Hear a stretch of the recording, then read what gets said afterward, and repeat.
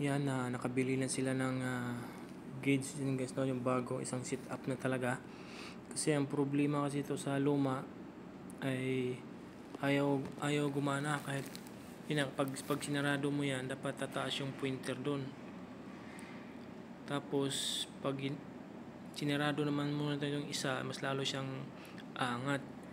Kaso lang yun nga ang problema dito, ayaw. Pero dati yan, gumagana pa yan. Yun na nga yung binuksan na namin yan. Tapos chinik na namin, ganun pa rin ang problema niya. Kaya yun na nga, nagsuggest na tayo ng pabili na ng bago. Nagpalit na rin ako ng niyan, ng gasket sa ilalim, pero yun na, ganun pa rin. At ito na nga yung bago ngayon. Kaya ito, susubukan natin. Yan, pihitin lang natin yan para hihigpitan, para pumasok yung pressure, para aangat yung pointer ng gauge natin. Yan, papansin nyo yung pointer ng gauge ay umangat.